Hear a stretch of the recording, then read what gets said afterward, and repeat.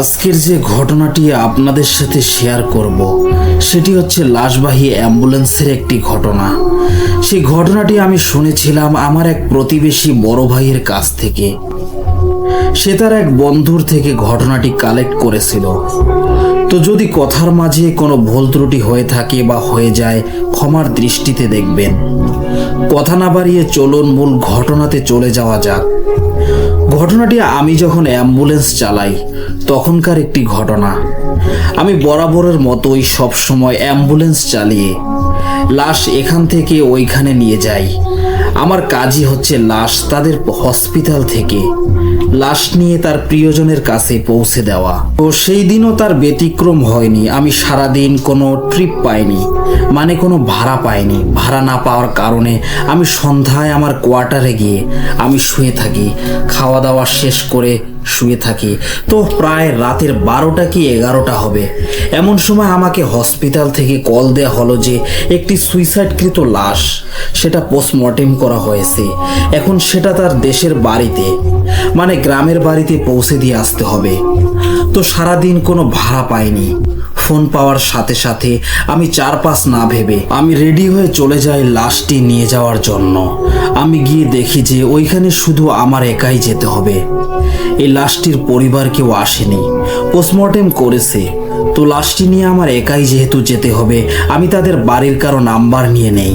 Hospital থেকে নাম্বারটি নিয়ে আমি বের হয়ে যাই। আল্লাহর নাম নিয়ে যখন আমি অ্যাম্বুলেন্সটি নিয়ে বের হই, গেটে ওঠার সাথে সাথে আমি একটি হোঁচট খাই।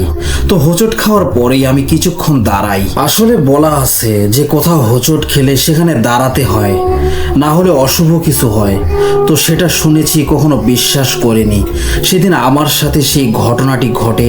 আমি হোঁচট খাওয়ার সাথে সাথে কিছুক্ষণ দাঁড়িয়ে তারপরে স্টেরিংয়ে উঠে আমি গাড়িটা স্টার্ট দিই। স্টার্ট দিয়ে যখন আমি যেতে শুরু করি, শহর পেরিয়ে আমি গ্রামের পথ ধরি। আসলে আমাকে বলেছিল যে শহর পেরিয়ে কিছুটা যেতেই বামে দিয়ে একটি রাস্তা যাবে, যে রাস্তাটি সোজা তাদের বাড়ির দিকে যাবে।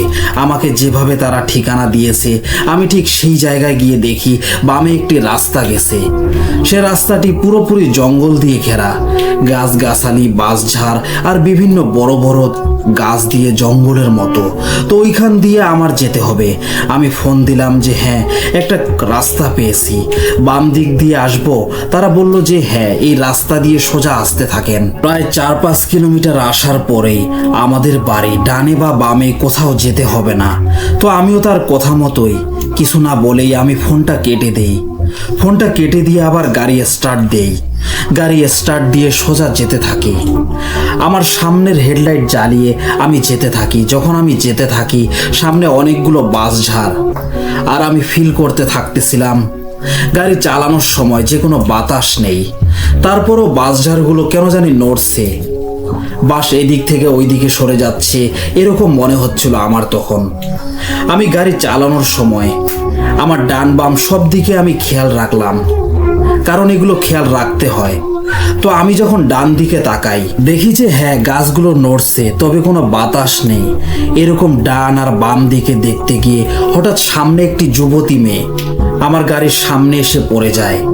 আমি ব্রেক করার সাথে সাথেই সেই মেয়েটা ধাক্কা খায়, আমার গাড়ির সাথে ধাক্কা খেয়ে এসে পড়ে যায়। তো আমি তখন ভয় পেয়ে যাই, তাড়াতাড়ি ব্রেক করি। ব্রেক করে তাড়াতাড়ি গাড়ির যে দরজা আছে সেই দরজাটা খুলে আমি বের হই। আমি বের হয়ে সাথে সাথে সামনে গিয়ে দেখার চেষ্টা করি যে মেয়েটা কতটা ব্যথা পেল বা কি হলো মেয়েটার। যখন আমি সামনে যাই তখন আমি কাউকেই দেখতে পাই না। যখন আমি কাউকে দেখতে পাই না, আমার কেমন যেন গাটা পুরো মানে একটা ঝাড়া দিয়ে ওঠে যে এটা কি হলো। একটা মেয়ে দেখলাম যে আমার গাড়ির সাথে ধাক্কা খেলো, এখন কোথায় গেল সে? তো আমি বললাম যে হয়তোবা এটা আমার মনের ভুল হতে পারে, যেহেতু গাড়ি চালাচ্ছি। আবার দেখা যাচ্ছে যে আমি এদিক ওদিক দেখছি, তো হঠাৎ করে হয়তোবা কোনো কিছু বাতাসে উড়ে যাচ্ছে। আমি ওটাকে অন্য কিছু ভেবেছি। তো আমি 4-5 না ভেবে আমি গাড়িতে গিয়ে উঠে গেটটা লাগিয়ে নক করে দিয়ে আমি গাড়ির কাঁচটা উপরে উঠিয়ে দেই। উঠানোর সাথে সাথে আমি সামনে তাকিয়ে দেখি যে মেয়েটা দাঁড়িয়ে আছে। তার চেহারা রক্ত মাখা। তো তখনও বলে রাখা ভালো, আমি তখনও জানি না যে লাশটা কিসের ছিল, মেয়ের না কোনো ছেলের। আমি সেটাও সঠিক জানি না, আমি জিজ্ঞাসা করিনি। তো যখন আমি ওইটা দেখলাম, রক্ত মাখা একটি মেয়ে আমার সামনে দাঁড়িয়ে আছে, আমি পুরোপুরি আতঙ্কিত হয়ে যাই যে এটা কি হচ্ছে আমার সাথে, আমি এটা কি দেখতেছি। আমি বাইরে গিয়ে দেখলাম কোনো মেয়ে নাই। এখন দেখি রক্ত মাখা মেয়েটা দাঁড়িয়ে আছে আমার সামনে, আর আস্তে আস্তে আমার দিকে আসতেছে। তো সে আস্তে আস্তে পুরো আমার কাচের সাথে মিশে গেছে, মানে আমার গাড়ির কাচের সাথে মিশে গেল। সে মিশে সে বিকট একটা শব্দ করলো এবং তার দুই হাত দিয়ে অ্যাম্বুলেন্সটাকে নাড়াচ্ছে, মানে এমন ভাবে দুই হাতে নাড়াচ্ছে যেন সে অ্যাম্বুলেন্সটাকে ফেলে দিবে। তো এক পর্যায়ে আমি ভয় পেয়ে গেলাম। স্টার্টিংটা ধরে গাড়িটা স্টার্ট দিয়ে আমি গাড়িটা রানিং করি। আমি ওইখানে আর 1 মিনিটও আমি ওয়েট করি নাই, গাড়িটা চালিয়ে দেই। আমি চালিয়ে সামনে চলে যাওয়ার চেষ্টা করি, প্রচুর স্পিড দেই। আমি তখন স্পিড দেওয়ার কারণে আমি অনেকটা সামনে চলে যাই। সামনে চলে গিয়ে দেখি যে একটি বাচ্চা মেয়ে খেলতেছিল। তো আমি যখন বাচ্চা মেয়েটির সামনে যাই, তখন দেখি যে ওইটা বাচ্চা না, একটি মুরব্বি টাইপের লোক। তো আমি ওই মুরব্বির সামনে গাড়িটা থামিয়ে কাজটা নিচে নামিয়ে আমি জিজ্ঞেস করি যে ভাই, এই ঠিকানার এই বাড়িতে যাব, সে বাড়িটা আমাকে একটু বলে দিবেন। সে বলাটাই হয়তোবা আমার ভুল ছিল। যখন আমি এই কথাটা বলি, তখন সেই ব্যক্তিটা আমার দিকে বিকটভাবে তাকিয়ে একটা হাসি দেয়। তো তার হাসিটা দেখে আমার খুব খারাপ লাগে, আমার পুরো শরীর মানে গা শিউরে ওঠে, আর আমি ভয়ে ঘাম ছুটে যায় আমার শরীর থেকে। তার এমন বিকট একটা হাসি ছিল, আর সে বলে উঠল যে আজকে হয়তোবা তুই বাঁচবি না। সে যখন এটা বলল, আমার তখন মাথা পুরোটা জ্যাম হয়ে গেছে যে আমি এটা কি শুনতেছি। আমি তাড়াতাড়ি গাড়ির কাচ লাগিয়ে আবার গাড়িটা রানিং করি। রানিং করে আমি যখন সামনে যেতে থাকি, সামনে যেতে যেতে দেখি ওই মেয়েটা আবারও আমার সামনে চলে আসে। আমি দেখতেছি যে আমার সামনে আছে, হেডলাইটের আলোতে আমি পুরোপুরি দেখতে পারতেছিলাম মেয়েটাকে। আশেপাশে তাকিয়ে দেখি আমি একই জায়গায় আছি। এতক্ষণ গাড়ি চালাইলাম, গাড়ি চালাও কোনো লাভ হইল না, দূরে কোথাও যাইতে পারিনি। আমি এক জায়গাতেই আটকে আছি। মেয়েটা আবারও আমার দিকে আসতেছিল আর বিকট ভাবে হাসতে আছে সে। আমি পুরো ভয়ে কি করব বুঝতে পারতেছিলাম না। এমন সময় আমি আমার পিছনে আওয়াজ শুনতে পারলাম, যে আওয়াজটি ছিল কান্নার আওয়াজ। কে যেন কান্না করতেছে আমার পিছনে অ্যাম্বুলেন্সের মধ্যে। তখন আমি বলতে লাগলাম যে কে কান্না করতেছে। আমি এটা বলার সাথে সাথে আমার মাথায় একটা বিষয় চলে আসলো, যে আমার সাথে তো লাশ ছাড়া আর কেউ নাই, আমি একা, কে কান্না করবে। তখন তো আমার ভয়ে পুরো ঘামে আমার শার্ট ভিজে যায়। আমি কি করব বুঝতে পারতেছিলাম না। তখন ভাবলাম যে যা হবার হবে, আমি মেয়েটার উপর দিয়ে গাড়ি চালিয়ে চলে যাব। আমি গাড়িটা রানিং করি। গাড়িটা রানিং করে যখন গাড়িটা চালানো শুরু করি, মেয়েটার উপর দিয়ে আমি চলে যাই। আর ওই মেয়েটা তখন হাসতেছিল। যখন পুরো সামনাসামনি, তখন মেয়েটা খুব বিকটভাবে মুখটা বড় করে আসে আর হাসতে আসে। আর ভিতরে কে যেন কান্না করতেছিল, মানে গাড়ির ভিতরে কে যেন কান্না করতেছিল। আমি এইসব আর কানে দেই না। আমি সামনে গাড়ি চালাতে থাকি। গাড়ি চালাতে চালাতে দূরে একটি ঘর দেখি, যে ঘরে আলো জ্বলছিল। দূর থেকে একটি ঘর দেখা যাচ্ছে। তো আমি যতই গাড়িটা চালিয়ে ওই ঘরের সামনে যাওয়ার চেষ্টা করতেছিলাম, ঘরটা আমার থেকে আরো দূরে চলে যাচ্ছিল। তখন আমি কিছুই বুঝতে পারছিলাম না যে আমার সাথে এটা কি হচ্ছে। আমি তখন তাড়াতাড়ি গাড়িটা ব্রেক করি। তাড়াতাড়ি গাড়িটা ব্রেক করে আমি গাড়ি থেকে নেমে আসি। আমি এই দিক ওই দিক তাকাচ্ছি যে কোনো মানুষ দেখা যায় কি না। আমার সাথে এমন কেন হচ্ছে? আমি জঙ্গলের মাঝেই ঘুরতেছি, আমি জঙ্গল থেকে বের হইতে পারতেছি না। আর তখন আমি চিন্তা করতেছিলাম, এমনভাবে আমি গাড়ি চালাচ্ছি যে প্রায় আমি 5-6 কিলোমিটারের বেশি আমি গাড়ি চালিয়ে ফেলছি, তারপরও আমি এই জায়গা থেকে সরতে পারতেছি না। হঠাৎ করে দেখি দূর থেকে একটা কুকুরের মতো কি যেন দৌড়ে আসতেছে। তো কুকুরটা যখন দৌড়ে আসতেছিল, এমনিতে আমি ভয় পেয়ে আসি। তো কুকুরটিকে দেখে আমি আরো ভয় পেয়ে যাই। তখন আমি দৌড়ে গাড়িতে উঠি। গাড়িতে উঠে দরজাটা লাগিয়ে দেই। লাগিয়ে দিয়ে আমি ভিতরে বসে থাকি যে যা হবার হবে। আমি গাড়ি থেকে আর নামবো না যতক্ষণ পর্যন্ত আমি মানুষ দেখতে পাবো না, ততক্ষণ পর্যন্ত আমি গাড়ি থেকে বের হব না, আর আমি গাড়ি চালাবো না। এমন সময় পুরো গাড়িটাকে কে যেন উল্টিয়ে দেওয়ার চেষ্টা করতেছে। মানে গাড়িটাকে ধাক্কা দিয়ে ফেলে দেওয়ার চেষ্টা করতেছে। কে যেন তখন এমনভাবে গাড়িটাতে ধাক্কা দিচ্ছিল আমি বুঝতে পারতেছিলাম না। তখন আমি আর কিছু না ভেবে আমি আমার যে লুকিং গ্লাস আছে, বাহিরের দিকে লুকিং গ্লাস, সেই গ্লাসে তাকিয়ে দেখি প্রায় 30 থেকে 40 জন আমার গাড়িটাকে ধাক্কা দিয়ে ফেলে দেওয়ার চেষ্টা করতেছে। তখন আর আমার দেহে প্রাণ নাই। আমি তখন আর কি করব বুঝতে পারতেছিলাম না। পুরো বোবার মতো হয়ে গেছিলাম, স্টপ হয়ে গেছিলাম পুরোপুরি। তখন আমি নড়তে পারতেছিলাম না, এমন একটা অবস্থা হয়েছিল আমার। আমি কখনোই ভাবি নাই, আমি শুধু আল্লাহর কাছে বলতেছি, আল্লাহ আমি যদি এখান থেকে ফিরে যেতে পারি, আমি আর কখনোই লাশবাহী অ্যাম্বুলেন্স আর চালাবো না। তো এসব কথা ভাবতে ভাবতে সামনে আমি আবারও কিছুটা আলো দেখতে পাই। তখন তাড়াতাড়ি আমি গাড়ি স্টার্ট দিয়ে যখন রানিং করি, তার আগে বলে রাখা ভালো, গাড়িটা কিন্তু কাত হয়েছিল, গাড়িটা সোজা হয়ে যায় আর একটা ঝাঁকি খাওয়ার ফলে হয়তোবা লাশটি তার সিট থেকে পড়ে যায়। নিচে যখন পড়ে যায় তখন একটা আওয়াজ হয় নিচে। আমি তখন অনুভব করতে পারলাম যে সম্ভবত লাশটা নিচে পড়ে গেছে। আমি আর উঠলাম না সিট থেকে। ওই লাশটাকে না উঠিয়ে আমি সোজা যেতে থাকি। সোজা যেতে যেতে দেখি ওই ভয়ানক লোকটা আর ওই ভয়ানক মেয়েটা দুজনের সামনে দিয়ে হাত বাড়িয়ে দাঁড়িয়ে আছে। আমার মাথাটা পুরোটা কাজ করা বন্ধ করে দিয়েছিল। তখন আমি কি করব বুঝতে পারতেছিলাম না। স্টার্টিংটা নড়তেছিল না তখন গাড়ির। তখন আমি ওইটা দেখে গাড়িটা যখন ঘোরাতে গিয়েই আমার গাড়িটা একটা গাছের সাথে বাড়ি খায়। গাড়িটা গাছের সাথে বাড়ি খাওয়ার সাথে সাথেই আমি সেন্সলেস হয়ে যাই। আমার তখন কিছুই আর মনে নেই।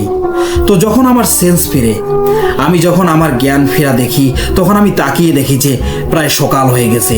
হয়তোবা তখন 6টা কি 7টা বাজে। মানুষের ভিড় অনেক। আমার গাড়ির সামনে আমি তখন গাড়িটা লক ছিল, গাড়িটা খুলে আমি বের হওয়ার সাথে সাথে লোকগুলো আমাকে জিজ্ঞেস করতে থাকে যে ভাই আপনার কি হয়েছিল, আপনি কোথায় যাচ্ছিলেন, কে আপনি, কোথা থেকে আসছেন। এতগুলো প্রশ্ন শুনে আমি কিছুটা স্বস্তি পাই আর বুঝতে পারি যে না, আমি কোনো ঘোরের মধ্যে নাই। আমি হয়তোবা আল্লাহর অশেষ রহমতে হয়তোবা বেঁচে গেছি। তখনই আমার মনে হয় আমি তখনও কাউকে কোনো প্রশ্নের উত্তর দেইনি। আমার তখনই মনে হয় যে আমার পিছনে লাশটা আছে, যেটাকে আমি এখনো তার গন্তব্যস্থলে পৌঁছে দেইনি। তার প্রিয়জনদের কাছে এখনো লাশটি আমি হস্তান্তর করতে পারিনি। তো তাড়াতাড়ি গিয়ে আমি পিছনের দরজাটা খুলি। আমি পিছনের দরজাটি খুলে দেখার চেষ্টা করি লাশটা ঠিক আছে কিনা। তখন দেখি যে না, লাশ নিচে পড়ে আছে, তবে লাশটা ঠিক আছে, কোনো সমস্যা হয়নি। তখন আমি ওই লোকগুলাকে বললাম যে ভাই আমি এই জায়গায় আর এখানে আমার সাথে এই রকম ঘটনা ঘটেছে। তো তাদের কাছে আমি যখন শেয়ার করি আর ওই জায়গাটার নাম বলি যে জায়গায় আমি যাওয়ার জন্য রওনা দিয়েছিলাম, তো তখন তারা বলে যে ভাই আপনি তো সামনের পথে না গিয়ে পিছনের পথ দিয়ে চলে এসেছেন, আর আপনার কপাল ভালো যে আপনি বেঁচে গেছেন। কারণ লাশের অ্যাম্বুলেন্স নিয়ে এসব ঘটনা যাদের সাথে ঘটে সেসব মানুষেরই ক্ষতি হয়ে যায়। আল্লাহর অশেষ রহমতে আপনি বেঁচে গেছেন। তবে এ পথ না, আপনি অন্য পথে সামনের যে পথ আছে ওইখান থেকে বের হয়ে যান, আপনি ওইখানে যান। তখন দেখি পকেট থেকে ফোন বের করে যে আমাকে ওইখান থেকে অনেকগুলো কল দেওয়া হয়েছিল আর আমার সারা শরীর ব্যথায় পুরো অবস্থা খারাপ। তখন আমি হসপিটালে ফোন দিয়ে বলি আর একটা অ্যাম্বুলেন্স আনার জন্য, আমার অ্যাক্সিডেন্ট হয়ে গেছে। তো তখন হসপিটাল থেকে একটা গাড়ি আসে। আসার পরে ওই গাড়িতে উঠে আমি ওই ড্রাইভারের সাথে ওই লাশটিকে উঠিয়ে আমি তাদের প্রিয়জনদের কাছে পৌঁছে দেই। তো সেই দিন থেকে আমার পুরো শরীরের অবস্থা খারাপ ছিল। আমি অনেক দিন যাবৎ বিছানায় পড়েছিলাম, আমি হাঁটতে চলতে পারিনি। সেই দিন থেকে অনেকটাই অসুস্থ হয়ে পড়ি। এখন আলহামদুলিল্লাহ আপনাদের দোয়ায় ভালো আছি। তবে সেদিনের পর থেকে আমি লাশবাহী অ্যাম্বুলেন্স চালানো বাদ দিয়ে এখন ছোটখাটো ব্যবসা করি। সবার কাছে দোয়া চাই। আর প্রিয় লিসেনার্স, জানি না কতটুকু গুছিয়ে আপনাদেরকে ঘটনাটা শোনাতে পেরেছি। আসলে প্রতিনিয়ত যাদের সাথে ঘটনাগুলি ঘটে থাকে তারাই উপলব্ধি করতে পারে যে তার সাথে কি ঘটছে। আর যাদের সাথে ঘটনা ঘটে না তারা বিশ্বাসই করতে চায় না, তারা কখনো বিশ্বাস করতে চায় না এবং ফিল করতে চায় না বা উপলব্ধি করতে চায় না এই ঘটনাগুলি বা এই মুহূর্তগুলি কেমন হয়। চলুন এবার দ্বিতীয় ঘটনাতে চলে যাই। দ্বিতীয় ঘটনাটি এক লিসেনার্স থেকে, মানে লিসেনার্স আমাকে ইমেইলে পাঠিয়েছেন। তো তার ঘটনাটি, তার নাম, তার অ্যাড্রেস আমাদেরকে দিয়েছে।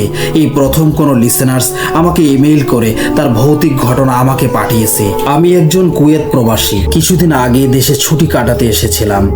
ছুটিতে থাকাকালীন এক রাতে গ্রামের বাড়িতে বসে পরিবারের সাথে গল্প গল্প করছিলাম।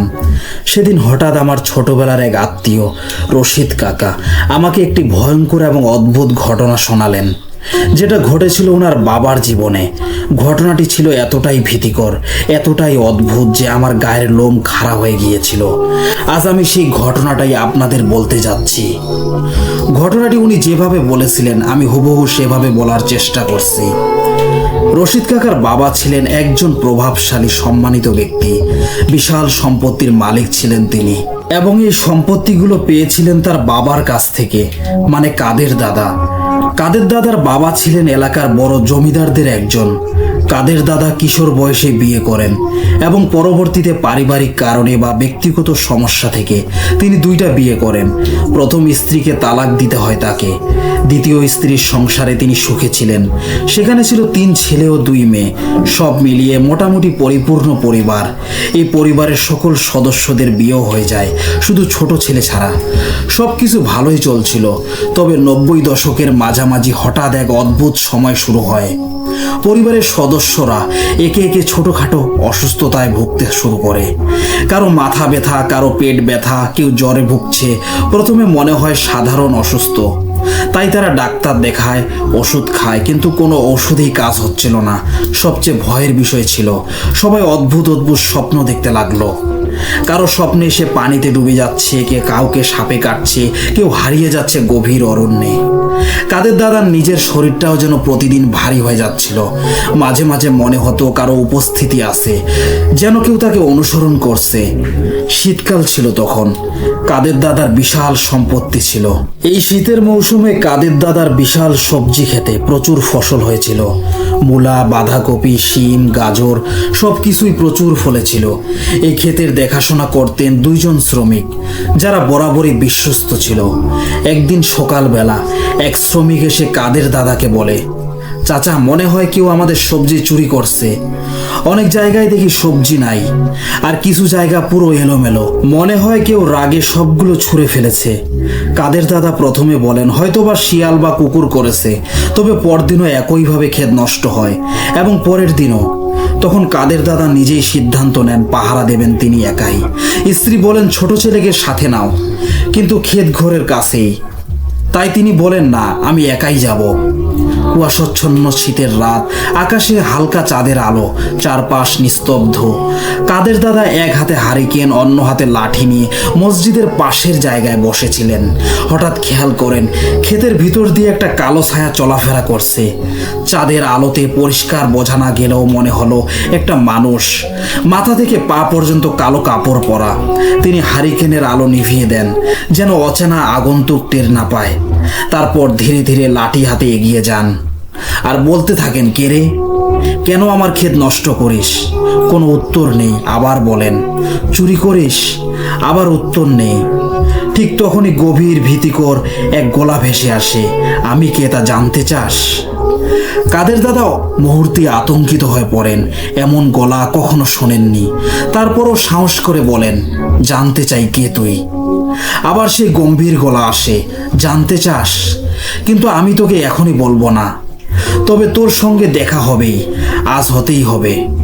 যদিও একটু তাড়াতাড়ি হয়ে গেল। এরপর অবয়বটা সামনে ঘুরে তাকায়। তার চেহারাটা যেন মানুষের মতো, কিন্তু কপালের মাঝে তৃতীয় একটি চোখ আছে। 2 চোখ আগুনের মতো লাল, গাল ফাটা, চুল উঁচু হয়ে আছে, মুখে নখের আঁচড়। তার শরীর থেকে পচা গন্ধ আসছে। সে বলছে, ভয় পাসনি? মরবি তোরা, সবাই মরবি। দাদা দোয়া পড়ার চেষ্টা করেন, কিন্তু মুখ থেকে শব্দই বের হয় না। পা যেন জমে গেছে। ভয়ঙ্কর চেষ্টা করে দৌড়াতে থাকেন। কিভাবে যেন বাড়ি পৌঁছে উঠানে এসে চিৎকার করে অজ্ঞান হয়ে যান। পরদিন ভোরে জ্ঞান ফিরে। পরের দিন কাদের দাদা মসজিদে এশার নামাজ পড়ে বাড়ি ফেরার সময় দেখতে পান এক বিশাল কালো পাখি তার মাথার উপর দিয়ে উড়ে যাচ্ছে। সেটা একটা গাছে গিয়ে বসে। ঠিক তখনই সেই পাখিটি ধীরে ধীরে রূপ নেয় আগের দেখা সেই অবয়বটির মতো। অবয়বটি এবার পাখির মতো লাফিয়ে লাফিয়ে কাদের দাদার দিকে এগিয়ে আসে। এক সময় সে এতটা কাছে চলে আসে যে দাদা স্পষ্ট বুঝতে পারেন তার পেট থেকে লাশের মতো গন্ধ বের হচ্ছে। তারপর সেই অবয়বটি দাদার হাত ধরে বলে, এই হাত দিয়ে কত কিছু করিস, কিন্তু যদি মৃত্যুর আগে হাত না থাকে। সাথে সাথেই দাদার হাতে প্রচণ্ড আঘাত করে, যেন লোহার হাতুড়ি দিয়ে মেরেছে। দাদা চিৎকার করে জ্ঞান হারান। পরদিন যখন জ্ঞান ফিরে, তিনি দেখেন তিনি হাসপাতালে, হাত তার ভাঙা। পাশে তার ছোট ছেলে ঘুমিয়ে আছে। হঠাৎ আবার সেই পচা গন্ধ পান। চোখ মেলে দেখেন সেই অবয়বটি তার হাত ধরে আছে। তাকে বলে, তোরা মানুষরা দুর্বল প্রাণী, কিন্তু অহংকার অনেক। এরপর অবয়বটি ধোয়ার মতো হয়ে দাদার বুক ভেদ করে ভিতরে ঢুকে যায়। তীব্র বুকের ব্যথা শুরু হয় দাদার। দাদা ছটফট করেন। দাদার ছেলে ঘুম থেকে উঠে যান এবং বাবার এই অবস্থা দেখে ডাক্তার ডেকে নিয়ে আসেন। অথচ এর আগে কিছু সময় উনি টেরও পাননি। বিকেলে দাদার হুঁশ ফিরে। তখন তার পরিবারের মানুষ সহ অনেক আত্মীয় স্বজন তাকে দেখতে আসে। তিনি তার সাথে ঘটে যাওয়া সব কিছু খুলে বলেন। তারপর পরিবার এই বিষয়টি নিয়ে কিছুটা চিন্তিত হন। তারা পাশের মসজিদের হুজুরের কাছে যায়। হুজুর বলেন তিনি মাগরিবের পরে আসবেন। হুজুর মাগরিবের পরে আসেন এবং পুরো বাড়ি ঘুরে দেখেন। বলেন একদিন পরে জানাবেন কি হয়েছে। হুজুর চলে যায়। কিছু পানি পড়া এবং একটা তাবিজ দিয়ে রাত আনুমানিক 12টা কি 1টা বাজে। কাদের দাদা ঘুমিয়ে স্বপ্ন দেখছেন ওই অবয়বটা এসেছে এবং বলছে, আগে তোকে নেব, তারপর তোর ছোট ছেলেকে। যেই আসুক কোনো লাভ হবে না, তোরা সবাই মরবি। তিনি স্বপ্ন দেখছেন ওনার ছোট ছেলেকে অবয়বটা চাবুক দিয়ে পিঠে আঘাত করছে। হঠাৎ চিৎকার করে কাদের দাদার ঘুম ভাঙে। হাতে ও বুকে ব্যথার জন্য বিছানা থেকে উঠতে পারছেন না। ওনার স্ত্রী এসে ওনাকে বলেন তার ছোট ছেলে নাকি কেমন করছে এবং ওর শরীরে প্রচুর পরিমাণ লাল আঘাতের চিহ্ন। তখন দাদা তার স্বপ্নের কথা বলেন। সবাই প্রচুর ভয় পেয়ে যান। সারা রাত আর কেউ ঘুমান না। পরের দিন মসজিদের হুজুর আসেন এবং কাদের দাদা ও বাকি সবাইকে বলেন তাদের উপরে কালো জাদু করা হয়েছে। তবে কে কিভাবে করেছে উনি জানেন না, আর ওনার তেমন কিছু করারও নেই। উনি বলেন বড় কোনো আলেমের কাছে যেতে হবে। ফেনীর এক আলেমের কথা বলেন তিনি। ওই দিনই সারা রাত কেউ ঘুমায় না। পরদিন সবাই এই অবস্থা দেখে তাড়াতাড়ি ওই হুজুরের সন্ধানে বের হয়। হুজুর একদিন সময় চান, কিছু পানি পোড়া দেন এবং বলে দেন ঘরের সবাই একসাথে থাকার জন্য এবং অন্তত একজন হলেও না ঘুমিয়ে পাহারা দেওয়ার জন্য। পরের দিন হুজুর আসেন আসরের পরে। উনি বলেন আপনাদের উপরে কালো জাদু করা হয়েছে, তবে 2বার করা হয়েছে। প্রথমবার ব্যর্থ হয়েছে, শেষবারের বার কালো জাদু করা হয়েছে ভয়ঙ্করভাবে। আর এমনভাবে কালো জাদু করা হয়েছে আমি আগে কখনো দেখিনি। একটা শক্তিশালী জিন চালনা করা হয়েছে যে পাহাড়ে থাকে, সেখান থেকে সহজে লোকালয়ে আসে না। তখন সবাই বলে কে কালো জাদু করেছে, তাদের তো কোনো শত্রু নেই। হুজুর বলেন আমি বিষয়টা কাল আমার জিনের মাধ্যমে জানতে পেরেছি যে কে করেছে, সেই পরিবারের এই বংশের। সেখানে উপস্থিত সবাই একে অপরের দিকে তাকায়। তাদের পরিবারের কেউ এই কাজ করেছে। তখন কাদের দাদা অনেক অনুরোধ করেন কে সেই ব্যক্তি, তার নাম বলতে। হুজুর বললেন কাদের সাহেব, আপনি মনে হয় 2 বিয়ে করেছেন তাই না? কাদের দাদা বললেন জি হুজুর। হুজুর বললেন আপনার প্রথম স্ত্রী কোথায়? কাদের দাদা বললেন পারিবারিক সমস্যার জন্য তার সাথে আমার তালাক হয়ে গেছে। হুজুর বললেন এখন কোথায়? দাদা বললেন আসলে হুজুর তালাকের পর আমি কখনো কোনো খোঁজ খবর রাখিনি। তাদের বাড়ি অন্য উপজেলায়, দূরে হবার কারণে কখনো যাওয়ারও চেষ্টা করেনি। শুনেছি আবার বিয়ে হয়েছে, বাস আর কিছু জানা নেই। কেন হুজুর? কাদের দাদা বললেন আমার আগের স্ত্রী কি করেছে, সেই কি কালো জাদু করেছে? হুজুর বললেন না, আপনার ওই স্ত্রী করে নাই, উনি এখন আর বেঁচে নেই, 10 বছর হলো মারা গেছেন। দাদা বললেন তাহলে কি করেছে? হুজুর বললেন আমি বলছি আপনি যখন আপনার স্ত্রীকে তালাক দেন ওই সপ্তাহে আপনার স্ত্রীর পেটে সন্তান আছে, যা আপনিও আপনার স্ত্রী কেউই জানতেন না। তালাকের পর তিনি এতটাই ভেঙে পড়েছিলেন, কিছুদিন মানসিকভাবে পাগলের মতো হয়েছিলেন। তখন তার পরিবার পেটে বাচ্চার সম্পর্কে আভাস পায়। তারা তাকে গ্রামের একজন দরিদ্রের কাছে যৌতুক দিয়ে বিয়ে দেন। কিন্তু ওই সংসারও তার সুখের ছিল না। গর্ভের বাচ্চার জন্য সব সময় তাকে কথা শুনতে হতো। কিছুদিন পর ওই স্ত্রী একটা ছেলে সন্তান জন্ম দেন, যেটা ছিল আপনার সন্তান। কিন্তু আপনি এখনো জানেন না সন্তান হওয়ার পর তার প্রতি অত্যাচার বেড়ে যায়। তার সাথে বিয়ে হয়েছে। ওই পুরুষটা ছিল অনেক খারাপ মানুষ। আপনার ছেলের দিকে তাকিয়ে আপনার আগের স্ত্রী সব সহ্য করে নেয়। এভাবেই কেটে যায় অনেক বছর। এর মাঝে আপনার আগের স্ত্রী মারা যায়। কিন্তু তার স্বামী আপনার সন্তানের প্রতি অত্যাচার করতেই থাকেন। তার মধ্যে একদিন ছেলেটি তার নানির কাছ থেকে জানতে পারে আপনার সম্পর্কে। আপনি অন্যায়ভাবে তার মাকে তালাক দিয়েছেন। এরপর থেকে তার মনের ভেতরে প্রতিশোধ নেওয়ার মানসিকতা তৈরি হয়। সে একজন কবিরাজের সাথে যোগাযোগ করে আপনার ক্ষতি কিভাবে করতে হবে তা পরামর্শ করেন। কবিরাজ প্রথমে কালো জাদু করলে কোনো এক কারণে তা ব্যর্থ হয়। পরে কবিরাজ অন্য একটা পথ বের করে, যা আমি আগে কখনো দেখি নাই। আপনারা এই এলাকায় উচ্চবিত্ত সবাই জানে বাজারের বড় মাছটা আপনিই কিনেন। তখন আপনার ওই ছেলে বাজারে আসে মাছ বিক্রেতা হিসেবে। সে সব কিছু জেনে বড় মাছ নিয়ে আসতো আপনার জন্য। তবে ওই মাছে কিছু কালো জাদু, এবং একটা না বা দুইটা না, অনেকগুলো মাছ নিয়ে এসেছেন। আপনি তার কাছ থেকে ধীরে ধীরে আপনার পরিবারের সবাই কালো জাদু দ্বারা আক্রান্ত হয়। এখন আমার হাতেও তেমন কিছু করার নেই, এই জাদু রক্তে মিশে গেছে। তখন কাদের দাদা সহ পরিবারের সবাই কান্না করতে থাকে এবং কোন উপায় আছে কিনা জিজ্ঞেস করতে থাকে। হুজুরের কাছে অনেক অনুরোধ করার পরে কিছু একটা করার জন্য অনুরোধ জানালে হুজুর বলেন, দেখেন দুইটা পদ আছে, প্রথমটা সহজ, আর প্রথম কাজটা না হলে পরেরটা আমি চেষ্টা করতে পারি। আমি কোনো নিশ্চয়তা দিতে পারছি না। তখন হুজুর বলেন, আপনার ওই ছেলেকে খুঁজে বের করুন তাড়াতাড়ি, এবং তার কাছে ক্ষমা চেয়ে আমাকে ওই কবিরাজের কাছে নিয়ে যেতে বলুন। আর দ্বিতীয় পথ আমি পরে বলবো। তখন তিনি এলাকার সব মাছ ব্যবসায়ীকে বলেন তার ছেলেকে খুঁজবার জন্য। আল্লাহর রহমতে খুঁজেও পেয়ে যায়। তখন তার কাছে হুজুর যান, তাকে সব কিছু বোঝান, এবং কাদের দাদা ওনাকে ছেলের মর্যাদা দিয়ে বুকে টেনে নেন। তখন একটা পরিবারের সুখের মিলন মেলা সৃষ্টি হয়। কিন্তু বিপদ এখনো কাটেনি, কালো জাদু নষ্ট করতে হবে। তখন সবাই মিলে ওই কবিরাজের কাছে যায় এবং সবাই ভয় দেখিয়ে কালো জাদু কাটানোর জন্য জোর দেয়। তখন কবিরাজ বারবার বলছিল এতে তার ক্ষতি হবে। যখন তাকে পুলিশের ভয় দেখানো হয়, এলাকায় বিচারের ভয় দেখানো হয়, তখন সে রাজি হয়। তারপরে শোনা যায় পাটা ভোগ দিয়ে ওই জিনের মাধ্যমে কালো জাদু করা হয়েছিল। কিছুদিন পর আল্লাহর রহমতে কাদের দাদার পরিবারের সবাই সুস্থ হয়ে যায় এবং ওনার ওই সন্তান সুখে শান্তিতে তাদের সাথে বসবাস করতে থাকে।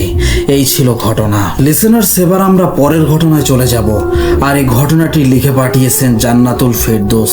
তিনি যেভাবে লিখেছেন আমি সেভাবে বলার চেষ্টা করছি। ঘটনাটা ঘটে আমার মামার সঙ্গে। তার মুখ থেকে যেভাবে শুনেছি সেভাবেই বলছি। আমার বয়স তখন 20 বছর। বড় বোন অন্তঃসত্ত্বা হওয়ায় আমাদের বাড়িতে ছিল। হঠাৎ একদিন রাতে আমার বোনের ব্যথা শুরু হয়। আমার মা ঠিক করলেন যে ভোরের আলো ফুটলে আমার খালাকে আনতে যাব পাশের গ্রাম থেকে। বলে রাখা ভালো, আমাদের বাড়ি ছিল রাজশাহী এলাকায়, আর আমার খালার বাড়ি ছিল বাগমারা এলাকায়। সেদিন চাঁদের আলো বেশি থাকার কারণে আর অতিরিক্ত চিন্তার কারণে মা ভেবেছিলেন হয়তো ভোরের আজান দিয়ে দিয়েছে। আমি আর আমার ছোট ভাই ফয়সাল, এখানে ছদ্মনাম ব্যবহার করা হয়েছে, বেরিয়ে পড়লাম। বলে রাখা ভালো, ফয়সালের বয়স ছিল 11 বছর। আমরা রাস্তা পেরিয়ে যখন বিলের মধ্যে একটা রাস্তা ধরলাম, তখন কেমন একটা অনুভব করতে লাগলাম। চারপাশে ঠান্ডা বাতাস বইতে লাগলো আর কেমন একটা আষ্টে গন্ধ পেতে লাগলাম। বলে রাখা ভালো, আমি ছিলাম বরাবরই সাহস আর মাদ্রাসার ছাত্র। হঠাৎ দেখতে পেলাম কিছুটা দূরে রাস্তার মাঝখানে কতগুলো বাচ্চা মারামারি করছে। তাদের গায়ের রং ছিল অস্বাভাবিক কালো। বয়স 4 কি 5 বছর হবে, এবং তাদের গা থেকে আসছিল সেই আষ্টে গন্ধ। ভয় আমার পা যেন জমে গেছে। তবু সেসব পাত্তা না দিয়ে ভাইয়ের হাতটা শক্ত করে ধরে অন্য রাস্তা দিয়ে এগোতে লাগলাম। রাস্তাটার এক পাশে ছিল ধান ক্ষেত আর এক পাশে ছিল বাঁশ বাগান, আর তার একটু সামনেই ছিল বড় খাল। হঠাৎ বাঁশঝাড়ের ওইখানে আসতেই কোনো বাতাস ছাড়াই একটা বাঁশ মরমর শব্দ করে আমাদের সামনে পড়ল। ভয়ে আমার পা যেন চলছিল না, কিন্তু আমার ভয়টা ফয়সালকে বুঝতে দিচ্ছিলাম না। আমি বিপদ বুঝতে পেরে বাসটার উপর দিয়ে না গিয়ে পাশ কাটিয়ে গেলাম। আমরা যাওয়ার সঙ্গে সঙ্গে পেছন থেকে আবার মরমর শব্দ করে বাসটা উপরে উঠে গেল। আমি মনে মনে দোয়া পড়ছিলাম। তখন ফয়সাল বলল, ভাই, কেউ আমার হাত টেনে ধরছে। আমি তাকিয়ে দেখলাম সেই কালো বাচ্চাগুলো। বলে রাখা ভালো, ওদের কারো শরীরে পোশাক ছিল না। আমি কোনো মতো করে ওর হাতটা টেনে যেতে লাগলাম, কিন্তু ওরা ছিল 5 জন। আমি ওদের সঙ্গে পেরে উঠতে পারছিলাম না। আমি আমার ভাইকে কাঁধে তুলে নিলাম, বললাম আমাকে শক্ত করে ধরে রাখ। ওরা ফয়সালকে আমার কাঁধ থেকে টেনে নামিয়ে ফেললো। ওদের আমি ধরতে পারছিলাম না, কারণ ওদের শরীর ছিল তেলের মতো পিচ্ছিল। বুঝতে পারলাম ওরা আমাদের খালে নিয়ে যাওয়ার চেষ্টা করছে। ওরা আমাদের না নিতে পেরে থাপ্পড়, কিল, নখের আঁচড় দিতে লাগলো। আমিও নিজের সাধ্য মতো চেষ্টা করছিলাম বাঁচতে। একটা সময় ওরা আমাদের খালে কাদার মধ্যে নিয়ে গেল। আমি কোনো মতে ফয়সালের হাত ছাড়ছিলাম না, কারণ আমি দোয়া পড়ছিলাম বলে ওরা আমার তেমন কিছু করতে পারছিল না। অনেকক্ষণ ওদের সঙ্গে ধস্তাধস্তি করে আমি ক্লান্ত হয়ে গেলাম। তখন ফয়সালকে ওরা আমার থেকে ছিনিয়ে গভীর কাদার মধ্যে নিয়ে যেতে লাগলো। আমি আর কোনো মতেই ওদের সঙ্গে পারছিলাম না। একটা সময় মনে হলো হয়তো আজ আমাদের শেষ দিন, আল্লাহ তাআলার রহমতে আর আমাদের কপাল ভালো থাকায়। তখনই ভোরের আজানের শব্দ কানে এলো, আর ওরা হঠাৎই বাতাসের সঙ্গে মিলিয়ে গেল। আমি কোনো মতো ফয়সালের হাত ধরে দৌড়াতে লাগলাম, যদিও আমাদের শরীর ছিল অনেক ব্যথা। একটা সময় আমরা খালার বাড়ির সামনে এসে জোরে ডাক দিলাম। তারপর আমি অজ্ঞান হয়ে গেলাম। আমাদের পুরো শরীর ছিল কাদা দিয়ে ভরা, আর শরীরের পোশাক দেখে মনে হচ্ছিল কেউ কাঁচি দিয়ে কেটেছে। আমার খালা সব শোনার পর আমাদের দুজনকে গোসল করিয়ে একজন হুজুর এনে ঝাড়ফুঁক করালেন। আল্লাহর রহমতে তারপর আর কোনো সমস্যা হয়নি। তবে তারপর থেকে ভোরের আজান না দেওয়া পর্যন্ত আমি বাইরে বের হতাম না। এই ছিল ঘটনা। লিসেনার্স, এবার আমরা পরের ঘটনায় চলে যাব। আর এই ঘটনাটি লিখেছেন ইভা রহমান। তিনি যেভাবে লিখেছেন আমি সেভাবে বলার চেষ্টা করছি। 2008 সালের কথা। আমি তখন ক্লাস 9-এ পড়ি। আমার নাম ইভা রহমান। পরীক্ষার পর লম্বা ছুটি পড়েছিল, তাই আম্মুর সঙ্গে নানা বাড়ি গিয়েছিলাম সিরাজগঞ্জের এক প্রত্যন্ত গ্রামে। জায়গাটার নাম বলবো না, তবে এমন একটা গ্রাম যেখানে সন্ধ্যার পর রাস্তায় মানুষ চলে না। নানা বাড়ির বাড়িটা অনেক পুরনো, প্রায় 80 কি 90 বছরেরও বেশি হবে। পাকা হলেও একপাশে একটা খড়ের গোডাউন ছিল, যেখানে নানার পুরনো কাগজপত্র, কুলা, মাটির হাড়ি এসব থাকতো। সেই গোডাউনের পাশেই একটা জং ধরা কল ছিল, যেটা দিয়ে আগেরকার দিনে পানি তোলা হতো। এই জায়গাটাকেই সবাই বলতো জবা গাছের পাশে, কারণ পাশে একটা বিশাল রক্ত জবা গাছ ছিল। তবে এই জবা গাছ দিয়ে ছোটবেলা থেকেই কিছু গুঞ্জন শুনতাম। আমার খালাতো ভাই বোনেরা বলতো সন্ধ্যা হলেই ওই জবা গাছের নিচে নাকি একটা সাদা শাড়ি পরা মেয়েকে দেখা যায়। কেউ কেউ বলতো সে নাকি জবা গাছের ডাল থেকে ডালে লাফায়, আর কারো কারো মতে সে কাঁদে ঠিক কলের পাশে বসে। আমি সব সময় এসব গাল গল্প বলে উড়িয়ে দিতাম, কিন্তু একদিন এমন কিছু দেখলাম যেটা আজও ভুলতে পারিনি। ঘটনাটা ঘটে এক রাতে। বিদ্যুৎ ছিল না, পুরো গ্রাম অন্ধকারে ডুবে আছে। আমি আর আমার খালাতো বোন মৌ রান্নাঘরে গিয়ে হাঁড়িতে ভাত চেক করছিলাম। হঠাৎ দূর থেকে একটা শব্দ শুনতে পেলাম, একটা ধাতব কিছু ঘষার শব্দ, যেন কেউ কলটা ঘোরাচ্ছে। মৌ বলে উঠলো, তুই শুনলি? আমি মাথা নাড়ালাম। চল দেখি কে এলো কল ঘোরাতে বলে আমরা দুজনেই টর্চ নিয়ে বের হলাম। বাইরে গা সমসমে ঠান্ডা, চারপাশ নিস্তব্ধ। আমাদের হাঁটার শব্দ ছাড়ার কিছুই নেই। কলের কাছে যেতে যেতে দেখলাম মাটি ভেজা, যেন সদ্য পানি পড়েছে, কিন্তু আশেপাশে কেউ নেই। আমরা পেছনে ফিরতেই দেখি জবা গাছটা একটু নড়ছে। বাতাস না থাকা সত্ত্বেও ডালপালা দুলছে, আর টুপ করে একটা জবা ফুল নিচে পড়লো। ফুলটা তুলতেই দেখি তার গায়ে রক্তের দাগ। আমি আটকে উঠলাম। মৌ চুপ দাঁড়িয়ে থাকলো, ঠোঁট শুকিয়ে গেছে, ওর মুখে কোনো কথা নেই। আমরা দৌড়ে ঘরে ফিরে এলাম, কিন্তু ওখানেই শেষ না। আরেক রাতের ঘটনা। তখন আনুমানিক 2টা। আমি ঘুমাতে পারছিলাম না। ঘুমের মধ্যে হঠাৎ মনে হলো দরজার বাইরে কেউ দাঁড়িয়ে আছে। কাঁচা মেঝেতে আলতো করে পায়ের শব্দ, যেন কেউ হেঁটে যাচ্ছে বারান্দা ঘেঁষে। তারপর কেউ একজন দরজায় টোকা দিল, টক টক করে। আমার গলা শুকিয়ে গেছে। আমি উঠে বসলাম। দরজা খোলার মতো সাহস নেই। মৌ পাশেই ঘুমাচ্ছে। আমি ওকে জাগালাম না। চোখ বড় বড় করে দরজার দিকে তাকিয়ে রইলাম। আবার টোকা পড়লো, এবার একটু জোরে। আমি দরজার নিচের ফাঁক দিয়ে বাইরে তাকালাম। প্রথমে কিছু দেখিনি, কিন্তু একটু পরে একটা পায়ের আঙ্গুল দেখতে পেলাম। না, সাধারণ পা না, সাদা মাটি মাখা, নখ লম্বা আর সাদা শাড়ির আড়ালে ঢাকা পা। হঠাৎ করেই সেটা অদৃশ্য হয়ে গেল। সকাল হলো। আমি কাউকে কিছু বললাম না। ভাবলাম হয়তো ঘুমের ঘোরে ভুল দেখেছি, কিন্তু ঘটনা আসলেই ভয়ঙ্কর হতে লাগলো। এরপর পরদিন দুপুরে আমি কলের পাশে দাঁড়িয়েছিলাম। হঠাৎ আমার ছোট মামা এসে বললেন, ওই জায়গায় বেশিক্ষণ দাঁড়িয়ে থাকিস না, রুমে চলে যা। আমি বাকরুদ্ধ হয়ে গেলাম। সেই মেয়েটাই তাহলে রাতে এসেছিল। আরেক রাতে আমি ঘরে বসে লেখাপড়া করছিলাম, হঠাৎ দেখি জানালার কাছে কিছু একটা ছায়া পড়েছে। আমি পর্দা সরাতেই দেখি সাদা শাড়ি পরা একজন মেয়ে, মাথা নিচু, চুল সামনে ঝুলে আছে, চোখ দেখা যাচ্ছে না। সে দাঁড়িয়ে আছে জবা গাছের পাশে, তার গলা থেকে রক্ত ঝরছে, কিন্তু সে দাঁড়িয়ে শুধু তাকিয়ে আছে আমার দিকে।